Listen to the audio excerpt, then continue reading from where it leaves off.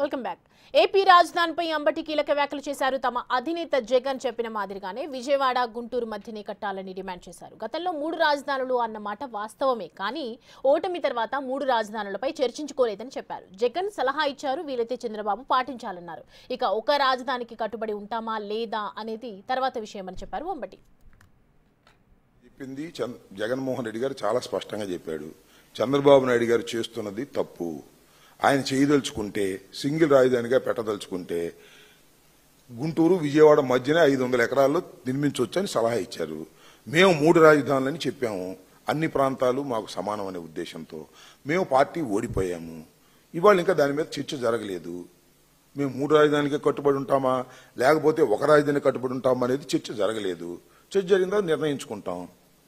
అంటే మీరు అడుగుతున్నారంటే ఏంటి అర్థం? ఒకటి మాత్రం నాకు చాలా సంతోషంగా ఉంది. అదేంటంటే, ఏమండి మీరు అధికారంలోకి వస్తే ఏంటి పరిస్థితి అడుగుతున్నారు అన్ని చోట్లకి ఎక్కడికి వెళ్ళినా. అంటే మేము అధికారంలోకి వస్తున్నామనే విషయాన్ని ఆ ప్రశ్నించే వాళ్ళందరికీ అర్థమైపోయింది అనమాట. ఏది సంవత్సరం నిండి ఇంకా సంవత్సరం 6 మాసాలు కూడా కాల మీరు అధికారంలోకి వస్తే ఏమండి ఈ మెడికల్ కాలేజ్ సంగతి ఏంటి అడుగుతున్నారు. మీరు అధికారంలోకి వస్తే అమరావతిలో ఉంటారా అడుగుతున్నారు. మీరు అధికారంలోకి వస్తే ఏంటి అని అడుగుతున్నారు. మేము అడగడమే కాదు, లోకేష్ కూడా చెబుతున్నాడు. మేము ఊరు వెళ్ళామండి, అక్కడ జగన్మోహన్ రెడ్డి గారు అధికారంలోకి రావడానికి గ్యారెంటీ ఏంటి అని అడుగుతున్నారంట.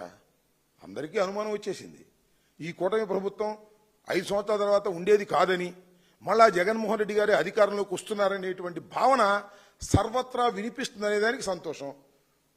అయితే ఈ రాజధాని అంశం మీద మేము పూర్వం తీసుకున్నటువంటి స్టాండ్ 3 ప్రాంతాలకి 3 పట్టణాల్లో ఈ రాజధాని డివైడ్ చేసి ఉండాలి అనేటువంటి అధికార వికేంద్రీకరణ భావించాం. ఆ తర్వాత ఓటమి పాలయ్యాం. దానివల్లే ఓటమి పాలయ్యామని కొంతమంది అంటారు, కాదు కొంతమంది అంటారు. వీటన్నిటి మీద సుదీర్ఘమైన చర్చ జరగాలి. ఆ చర్చ జరిగినప్పుడు వీటన్నిటికీ సమాధానం చెప్తాం.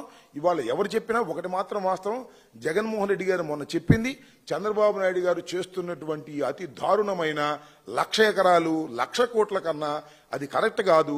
500 ఎకరాలతో రాజధానిని మీరు చేస్తే బాగుంటుందని ఒక సలహా ఇచ్చారు. ఆ సలహా మేము పాటించము. గంగలోనే దూగుతాము, లేదా కొండవీటి వాగులోనే దూగుతాము, లేదా ఈ గుంటలోనే రాజధాని పెడతాము, ఈ గుంటలోనే 1,000 కోట్లు 1,00,000 కోట్లు ఖర్చు పెడతామంటే ఆయన కర్మ. దానికి ప్రజలు బాధ్యత వహించాలి.